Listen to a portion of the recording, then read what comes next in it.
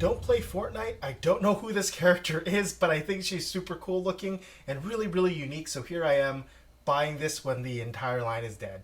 There's lots to unpack here as we take a look at the 2022 release of Mechafusion Lexa from the Fortnite Victory Royale series from Hasbro. This is one of the Hasbro's plastic-free packaging. Their disastrous box figure series where you can't see the toy. And if you bought it from a retail location, good luck, because maybe you'd get the toy, or maybe you'd get like two McDonald's toys taped together. There's not much to say about the box, unfortunately. It's super boring and it kind of sucks. Well, not kind of sucks. It really sucks because it's, this entire thing is, it's either CGI or an in-game render of the toy. So it's not even a photo of the figure, even though it kind of almost looks like it should be, but the face is not painted like that. So I don't know if it's like a pre-production thing or like I said, again, I'm kind of like leaning towards maybe a computer rendering of the figure that they were going to be making. Maybe they had some change along the way. I don't know. Yeah, there's another one that looks, again, the face looks super fake, but the body looks kind of real, so I really don't know what's going on.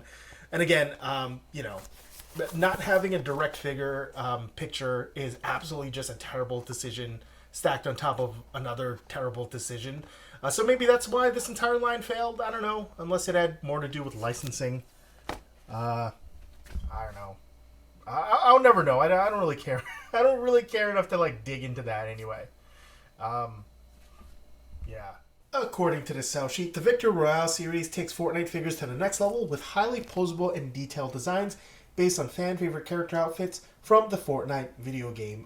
You never know who's going to drop into your collection next, but always remember to thank the bus driver. Lexa, Mechafusion version, drops off the battle bus and glides into the Victory Royale series. This 6-inch figure shows off her popular character outfit and comes with 2 Null Claws, which they say are harvesting tools.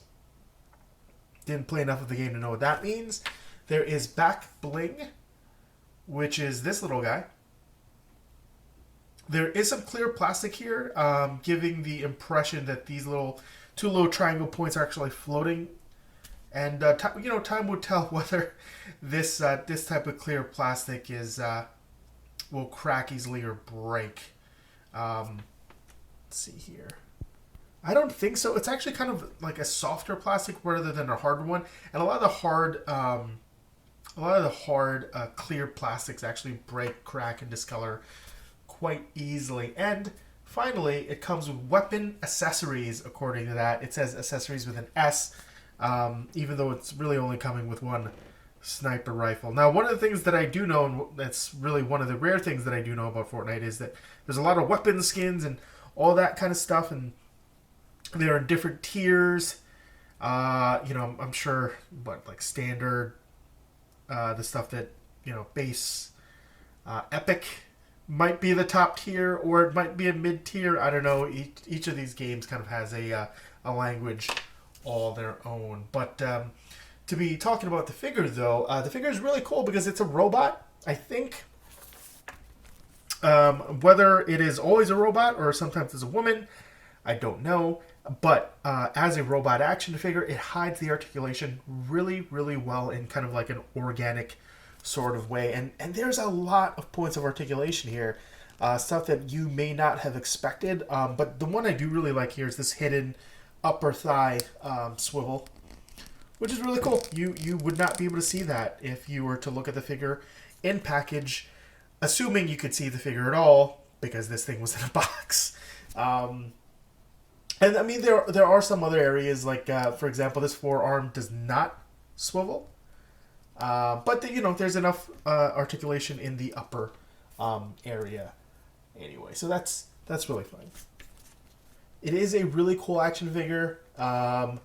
It does look pretty scary with the red eyes. And there you go. It's actually standing pretty easily. In terms of articulation, we've got swivel hinge ankles, boot calf swivel, double hinge knees which are pinless, swivel thighs, ball jointed drop down hips, ball jointed waist, ball jointed torso, ball jointed neck base, ball jointed head, swivel hinge shoulders, bicep swivel, single hinged elbows, which are pinless, and swivel hinge wrists. It sounds silly to me, but this figure gets a little extra points as a female action figure that can actually stand. Not all of them can do that successfully or easily because Hasbro always tends to mold females with super tiny feet, which I totally understand from like a body shape perspective.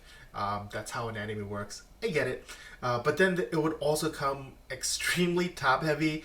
And I'm not talking about the chest, obviously. I'm more talking about the hair pieces, which throws the entire weight of the figure kind of back. So I really wish those specific figures would come with like stands or a base that could counterbalance the load. This doesn't really have a problem with that, and it looks super awesome and unique. Also, obviously, this character from the Power Rangers as well. Not like some huge flowing locks at the back, just a little bit that doesn't throw off too much weight, so that's great. And yeah, this one does not have that problem, obviously, and it looks super awesome and unique. Obviously, no hair. There's a little bit of backpack that you could put on, but it weighs nothing. So yeah, I mean, I have no sentimentality for this figure. So she's like, could be a generic bad guy or a good guy to make a feature hero look good if you're making, a display or a visual piece, something like that. Would Rogue or Jean Grey fight her in the scene? Who knows? But she could look good doing it. Again, I don't know what this character does. It could be anything based on, it's just a random army builder as far as I'm concerned, with no lore, and just whatever I make up in my mind. She's an AI brought to life by a techno-organic virus. If we're going to be talking like about X-Men kind of stuff from the future, sure, done. That's what Cable's fighting in one of his battles. But yeah, anyway, as we move into figure comparisons to help you decide how the design language for this particular figure shapes up with others in similar universes, we're bringing along the standards that we have over here: Hasbro figures from the G.I. Joe Classified line, Star Wars Black Series, Power Rangers Lightning Collection, and the standard perfectly 6-inch scale 6-inch Spider-Man figure. So let me know what you thought of this figure. Did you love it? Did you hate it? What kinds of stuff did you prefer collecting, and what figures are you looking forward to over the next couple months? I know I'm a couple years late with this one, so maybe it's a figure from the past that you're really looking forward to. Maybe it's just like a showpiece that you saw at the Comic-Con that's not due out for another year and a half, something like that. Just let me know. It's really cool. I love being able to hear that kind of stuff, and maybe a figure that you really liked is something that I didn't even know exists, and maybe it's something that I really like as well. So thanks for watching. Stay tuned for more content.